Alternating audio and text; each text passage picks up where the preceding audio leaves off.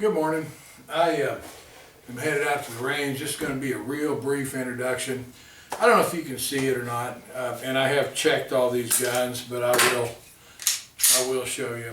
I have a lot of pocket 9s. This gun is not really, it is clear, it's not really a pocket gun, and I guess actually I should call these kind of, I just want to run through all of them I'm handling here real fast to avoid an accident. I guess they're not really pocket guns, they're just small carry 9s. What I have here, I have the Sky CPX2, which is also a lot like the Kel-Tec, I believe P11. I have the Kel-Tec PF9. I have my subcompact Smith & Wesson Bodyguard. There's no magazine in this one because it's actually one I'm carrying right now, so the magazine's over there loaded, but I separated it, emptied the chamber, took the magazine and put it far enough away. Hopefully I won't have a discharge or any kind of it'd be awful embarrassing to have a negligent discharge shooting a video. And then I just bought a gun that is a little bit controversial, but I just had to have one. This is the Sig P290, and this is the RS. And my understanding on the RS, I don't know what the RS stands for, but it is the updated one, smaller magazine release button, and a improved trigger system, in that I understand they were having some problems with light primer strikes. I turned my light on there. This one is the Liberty Edition. Normally I wouldn't buy something that had a fancy grip on it just because they charge extra for it, but I got this one cheap. This was a gun that actually was a trade-in at a pawn shop that was unfired. I looked it over, took it apart. I mean, you can just tell that the gun is in unfired condition. This gun comes with tritium night sights factory, and I mean it's got a great sight picture. I don't know if you can see that or not, but probably can't really see the glow because it's bright in here. I'm trying to keep it as light as I can for my videos. It's stippled on the front and the back, and this one comes with 2 magazines. One's a 6-rounder and one's an 8-rounder. I read in the Sig forum, some guy said, what do you do with the holster that comes with it? I don't know who made it. It says made in Israel, so I don't know who makes this holster, but one guy said it'd make a good doorstop. He's wrong. It's too light. I can't figure that it's good for anything. I mean, I suppose it's all right at the range, but I was not at all impressed with it. And, you know, I mean, it does have it has a decent fit, but it doesn't click in. It's not really very tight, and it's also just got kind of a crummy balance point. I put it on my belt and it makes the gun hang out. I just didn't think much of the holster. It's a good thing to give it to you because that's about what it's worth. I went to my favorite holster maker, which just happens to be me, and I threw together a little leather holster last night. This is quick. I was playing around with the boning tool, putting in some lines. I normally don't put lines in the holsters because I never really seem to know quite where to put them, but I moved the belt hold up on this just high enough that it's just under the gun. It's still real easy to grab. It doesn't hang below the garment, and yet it with the belt up here, I was wearing it around, and it doesn't allow the gun to hang away. Well, most people don't realize you get a holster that's up too high, and even though it may look like it's going to be easier to conceal, it actually is not, because it'll start to fall away. And while they may or may not notice the bottom of the holster, what they will see is that just predominant printing bulge that comes from the gun falling away from your body. And I mean, anybody looks at that that's got any brains at all can just immediately see that, you know, that you're carrying a gun. And I think if you're going to carry concealed, it should be concealed. Anyway, like I said, this is just kind of a basic leather holster I throw together. It's not lined or anything. It's all stitched. I think they're nice. I sell them for 25 bucks. So I mean, most people, I've never had anybody that sent one back so they didn't think it was worth the money. You know, I mean, I know you can buy like a cheap Chinese holster at Walmart for that, but this is a better holster. It's real good premium grade leather, and it fits the gun nice. So anyway, enough of my holster plug, other than it does also give you a nice purchase there that a lot of the cheap ones don't. But I'm going to go out and shoot this gun, and then I'll be back on with some final thoughts after I'm done. I'm real interested to see what this is like, because I've read a lot of mixed reviews on this gun. This is just a real quick size comparison here. I've got the P290, and then I've got my Kel-Tec PF9, and then a Car K9. This actually belongs to a buddy of mine, but I set it out here for size comparison. And as you can see, the Kel-Tec is actually as big or just slightly larger. It looks like it's about an 1/8 or 1/4 inch larger. Grip's about the same, but I don't know if you can see this out here or not. I'll try to get it later at home where you can see it a little better. But the Sig is thicker. It's noticeably thicker. Just should have done this before I started, but both these guns are clear, no mag.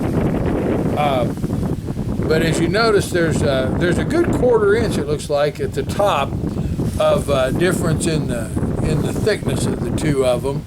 I've got them setting barrel end to barrel end. But really, size is not a major factor. Now, the K9 is a little bit bigger, as you can see in the picture here.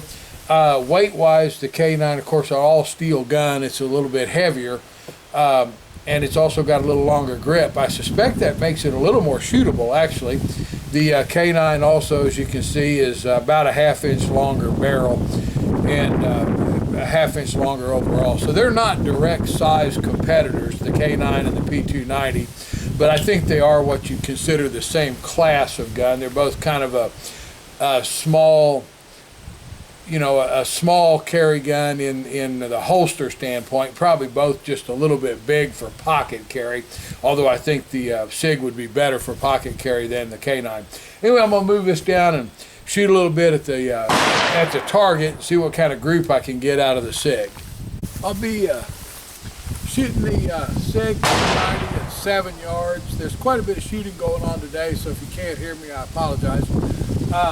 I'm just going to try to see how it runs through with both the 6 and the 8-round magazine, and see what kind of a group I can get out of it.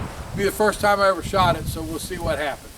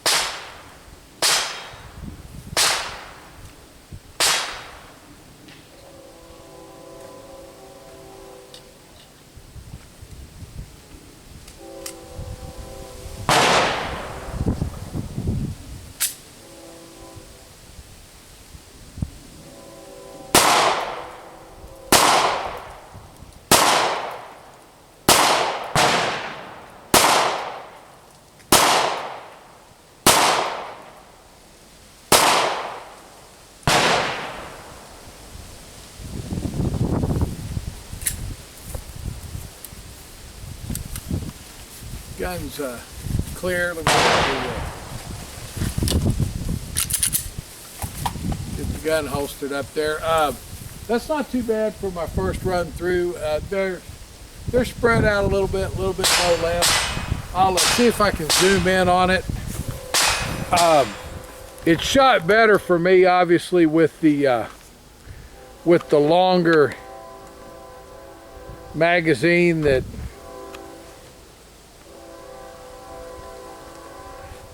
was a little easier to hold on to. Now, I don't have any doubts in my mind the gun will shoot better than that. I was mostly checking for function. I also made a safety mistake there and did not have my eye protection on, and I was conscious of that. So I'm going to load them up again. That was some just cheap full metal jacket. Not bad ammo. I don't remember the brand name of it. I'll tell you here when I turn the camera back on. I'm going to load it up now with some hollow point self-defense ammo and see how it performs with that. But I really like it. Good smooth trigger, more than combat accurate. That's 7 yards right there. I'll be back on in just a second with another round.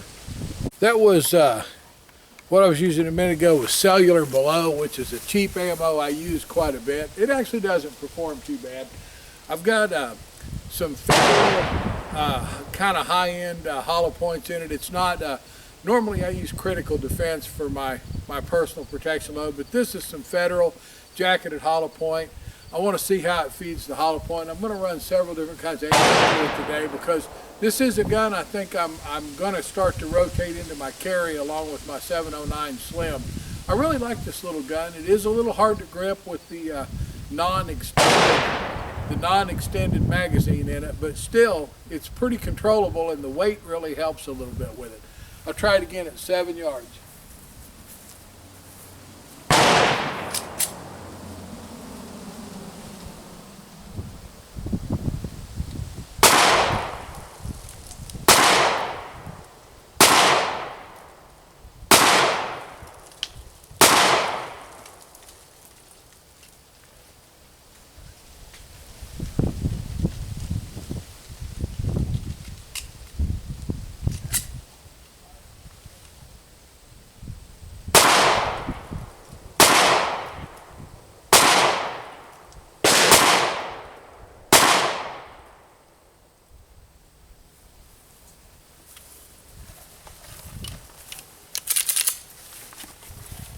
The gun's clear.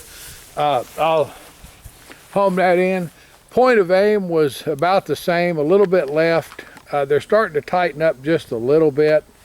I wish I had more targets with me today just to show you, but as you can see, that group was higher and definitely closer together. You can see they're starting to make more of a bigger hole. I'm going to run some more of the hollow point ammo through it. I'm going to try to put between 200 and 300 rounds through this gun today, just because I think that's kind of a minimum before you can really start to trust one for concealed carry, you know, for self-defense. This is going to be 10 rounds of the Walmart, just the Federal full metal jacket. It's another cheap one that I shoot a lot just because it's affordable. And like I said, I'm going to run several different through there. The last self-defense ammo I shot actually was not one of Federal's premiums. It was just their Federal Classic jacketed hollow point. But anyway, it functioned fine. We'll see how just the regular Federal full metal jacket works.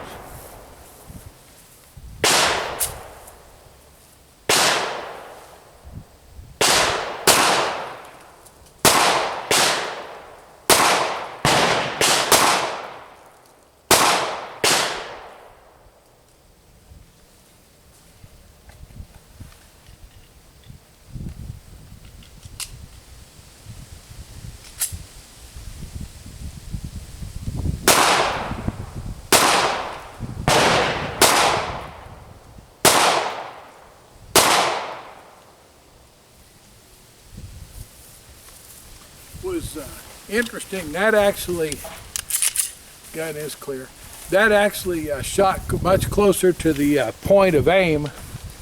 Also, I'm probably getting a little more used to the gun. I mean, that's obviously my third time shooting it. But as you can see, they're starting to move over into the red now. I don't know if I can get this camera. It's always so hard to move it just a little, but they're starting to come up and over more to the proper point of aim. I'm going to continue to shoot it for a while, just wear this target out. The next ones I have are some Fiocchi, which is one of my least favorite brands of ammo. I do not like Fiocchi ammo, but it's Fiocchi, I think it's called Ultima Self-Defense or something, and I'm going to try it. Extrema, never heard of it. It's got a nice looking hollow point on it, but like I say, I've just not had good luck with Fiocchi's ammo, so I personally would not trust it for my self-defense load. Your mileage might vary on that. You're welcome to use whatever you're comfortable with. I just have had a lot of failure feeds and a lot of misfires out of the Fiocchi ammo. So, like I say, I'm not comfortable with it, but that's strictly my opinion with the functions here.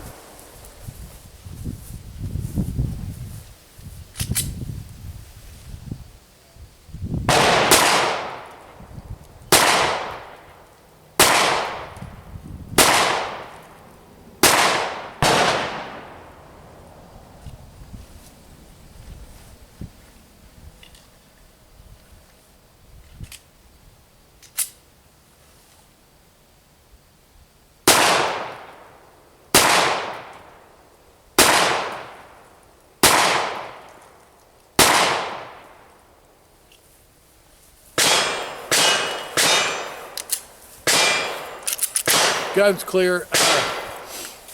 Holster it up. The Fiocchi's shooting about where it all is, just slightly left. I really don't think that's me. I'm getting what I feel to be a pretty good trigger pull today. I think maybe the sights. I've read online that several of these tend to shoot a little bit right or a little bit left. I didn't look at the sights in the dovetail to see if they were centered or not. And it could be me. It could just be this ammo. But as you can see, the group is starting to tighten up. It's about dead even up and down and just slightly left. That Fiocchi ammo was actually noticeably hotter than the Federal that I was shooting. It had quite a bit of recoil, and I could just feel it. It was quite a bit more powerful ammo, but it functioned fine. The gun shot fine. I mean, so far I've only run, you know, just less than a full box through it, but I had no feeding problems, no light striking fires, none of the issues that people have been talking about online with the early model of this. This is the RS, which is supposedly been upgraded with a different trigger. I think it's a phenomenal little gun. You know, if it continues to work like this, I would have absolutely no problem at all carrying it for myself or recommending it for one of you people. I mean, it's a little expensive like all Sig products. It's one of the reasons I like Taurus, but it's a tremendous gun, and you know, I just think it's a winner. Anyway, let me home in on that and I'll show you, and then I'm going to actually turn the camera off for a little while just to save battery, and there's no sense in looking at the same thing over and over again. But you can see they're starting to come up, and like I say, slightly left, and you know, like I say, I really do think a little of that's the gun shooting slightly left, but I mean, that's more than combat accurate. I'm going to just shut this down and run probably at least a full box through there, and then I'll turn it back on, show the last group that I shoot, and you know, I'll kind of show you how the group has started to form out. I was going to turn the camera back on for the last shots, but the target's getting so beat up now that you can't see where the bullets are hitting or anything anyway. I mean, you can't tell one from the other. As you can see now, it's really, I'm starting to get used to it. It's come right in on what I think is plenty acceptable. Like I say, it was shooting a little bit left out there around where the number 8 was to start with, or I was shooting there, one or the other. A little bit high, a little bit low. It's starting to get now to where I'm just really starting to group it. There's 150 rounds in that target. So as you can see, a lot of them are just starting to go through the same holes now, starting to tear out that little spot to the center. That's about the size of a silver dollar. It's probably hard to get a reference on it from here, but like I say, that hole's about the size of a silver dollar. And they're just starting to go through pretty much the same spot. In 150 rounds, I've had 0 failure to feed. I've had 0 of any kind of, back that up so I can get on the camera. I've had 0 malfunctions of any kind. No failure to feeds, no light primer strikes, no stovepipes, no failure to lock back. I've had 0 failures of any kind, and that's using several different kinds of ammo. I'll show you the boxes in a minute. None of it's particularly great stuff. I made a mistake. I didn't bring any of my critical defense with me, which is what I normally carry in my carry guns. One of the reasons I'm interested in this gun, I do a lot of pocket carry, and I do a lot of inside the waistband carry, but winter's coming on, and I actually just wanted a small belt holster. Now this is on my range belt, but I just wanted a small belt holster that I can wear under a sweatshirt or something, and this is a gun that I think is perfect for that. It's a little bit heavy, I think, for pocket carry, and probably a little smaller than you really need to put inside the waistband because it's not that hard to conceal. I think it's a perfect small, like I said, just small belt holster. Any kind of an untucked shirt and cover it up, jacket will cover it up, anything like that. So that's what I wanted this gun for. But I'm going to take this target down. I'm going to move over and shoot just a little bit at the metal plates. This is the ammo I'm shooting today. Federal from Walmart, Cellular and Below from a local pawn shop, Fiocchi from Beats the Heck Out of Me, and Federal from Walmart. None of it's particularly good ammo. I screwed up and did not bring my self-defense ammo with me today, so I'll have to come back out. So if I wanted to carry this right now, I guess I'd be stuck carrying it with that Fiocchi self-defense ammo, and I don't like Fiocchi, so I probably will not put this into my concealed carry roster until I actually get back out here and check it out with some critical defense, although I have no doubt it'll feed it just fine. I'm going to move over to the plates real fast and just shoot a couple mags through it, just because I kind of like to shoot it at roughly a chest-sized silhouette and shoot fast and see how I do.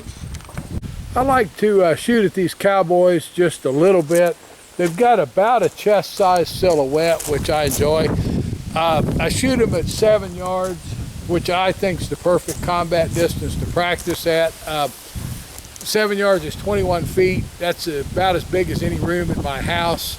It's about the distance where I figure that if a guy's farther away than that, I'd rather try to find some cover and avoid the situation.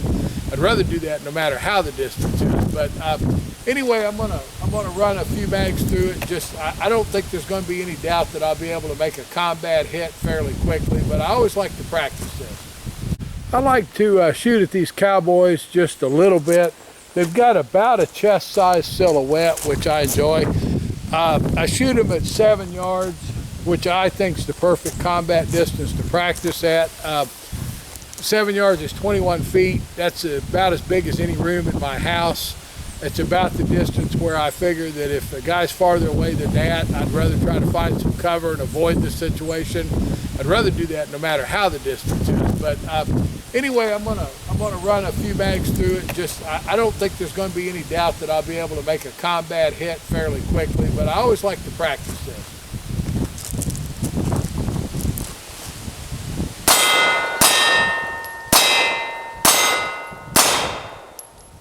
Okay, this is about 7 yards, like I say, at the chest-sized silhouette.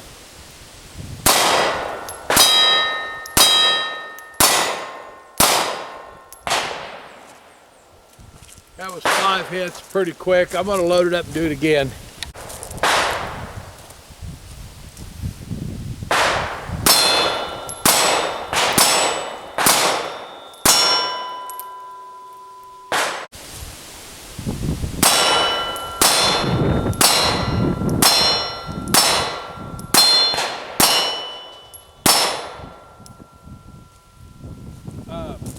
I'm quite satisfied with the gun as a viable self-defense carry gun. I think it's a very well-made little gun. I did on that first 5-round magazine. The last one did not lock back, but I'm on about 300 rounds through this gun today. It's starting to get really dirty. It's all kind of cheap ammo. Let me back up where I can kind of be, well, I can't be seen. Anyway, it's kind of cheap ammo in it, and it's starting to get really dirty. My hands are starting to, as you can see, starting to get a lot of powder on them. Like I say, so that's the only time today it is not locked back, and I could have limp wristed it. I mean, I don't know what it was. But anyway, I've not had a stovepipe, a light primer strike, any kind of a failure to feed. Some guys said early ones had a big mag catch and that once in a while they'd bump it. I've not had that as a problem. I have noticed a couple times you have to really give it a smack if you have the slide forward to get it in. I assume that's just a strong spring and that it will get better with time. But anyway, I'll see you back at the house for some final thoughts on the gun. I'm back. It was a really good day at the range. It's kind of cold today. Last week I was riding my motorcycle in short sleeves. This week I was out at the range in a jacket. Missouri weather's funny. I've got my gun. I'm just gonna make sure that it's clear. Don't know. I think the other mag's still in the range bag. This is the short one. This is the one that I will use for carry anyway. I've never felt any need to have the extra 2 rounds in my small gun. That could someday be a tactical mistake, but I believe the trade-off for the extra concealability of it not flagging is worth giving up to 2 rounds. One of these is a 6-round mag, the other one's a 8-round. The 6-round gives you 7 when you count one in the gun, and I think that's adequate for self-defense. Don't get me wrong, there's nothing better than lots of capacity, but like I say, I think that it works. I ran 280 rounds through that gun today. And I ran 200 rounds of full metal jacket, 100 of Federal Classic, and 100 of the Cellular and Below. Neither one of them particularly stunning ammo. I ran 50 rounds of Federal, just the Walmart grade hollow point. I actually, when I went out there, thought it was a premium grade, but it was not. It's just their regular standard stuff. And then I ran 30 rounds of Fiocchi, which I actually don't like. I think I've already mentioned that, but I ran 30 rounds of it through and kept 20 rounds of it in case I do want to carry the gun as a self-defense gun, because I do like to carry it with an ammo in it that I've used at the range. My favorite self-defense ammo is Critical Defense. I believe in it. I believe the studies and the tests. I believe in Hornady. I think their stuff is super high quality. But in this instance, like I say, since I've not used it, I will put the Fiocchi in there. I had no problems with the Fiocchi. It seemed to be a little hotter than their normal ammo, so maybe they really are making a premium grade now. Moving on to the gun. The gun, just like I say, it's really, really pretty. The grips, like I said, I wouldn't pay an extra 20, 30, 40 bucks, whatever they charge for them, but I didn't have to. But the gun's good looking. It has a tremendous, I don't know how well I'm getting that lined up. I don't have my glasses on to see, but it has a tremendous set of sights. I believe that's about right. That just easy to pick up. It has a very long, I know I keep checking this, but I don't want to put a hole in my wall. It has a very long but extremely smooth trigger that when it breaks, it's pretty much a surprise. Now on trigger pull, I got to tell you, I'm the worst person in the world to watch if you're ever trying to learn how to shoot accurately. I put my entire finger in all the way down to the line on the joint, and I pull the trigger fast. I keep my eyes on the front sight. I do my best to hold the front sight still, but I practice for the potential of having to shoot under stress to save my life, not to make groups. My groups aren't bad. They're not great. I mean, I understand there's a lot of better shooters. I get a lot of comments about it, things like, as much as you shoot, I would think you shoot better than that, but I don't. Like I say, but I do believe that under stress, at a chest size target at 21 feet, I'm going to make the hits. And that's what I practice for. That's what I grade a self-defense gun on. If you disagree, you're welcome to. I don't stage the triggers. I don't go for the real super slow. I just don't believe there's a chance in the world if a guy suddenly displays a knife and becomes a life-threatening threat. Life-threatening scenario, whatever I'm trying to say. I don't believe that I'm going to sit there and stage that back nice and slow and get it all the way back to where it's single action and then click it. I'm going to be pulling that trigger as fast as I can, and that's what I try to practice for. Out of the 280 rounds, in the last magazine to go through with the short mag, I had a failure to lock the slide back. I don't know if that was from the gun being dirty. My hands, actually, it's kind of embarrassing to say, but I haven't washed my hand yet since I got home. And I mean, you can see there's powder everywhere. There's powder all over the gun now.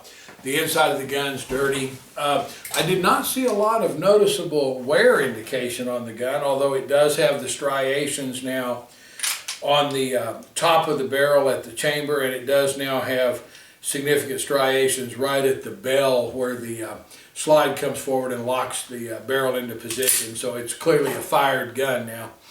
But I didn't see anything of abnormal wear. I don't see anything of any kind of, I don't know what I'm trying to say, but like poor workmanship, poor fit. I'm not, my thoughts aren't coming good there, but I just don't see anything wrong with this gun. It's a little pricey in the small, in the small 9 category, but I mean, it's a lifetime investment and our money's getting cheaper thanks to the Congress people. So, I think it's a good buy. I think the holster that comes with it's junk. I wish they'd knock $10 off the price and keep their holster. I think I showed it to you before I left the house, but it's a, I don't know if it's Phobos or, I don't have any idea who makes it. I think it says made in Israel on it. Let me get my glasses here.